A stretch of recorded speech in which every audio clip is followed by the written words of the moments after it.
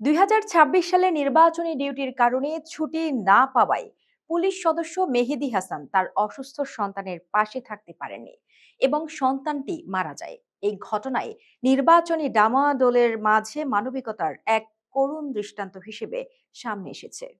ছুটি চাইছিলাম, পাইলাম না, আমার ছেলেটা মারা গেল।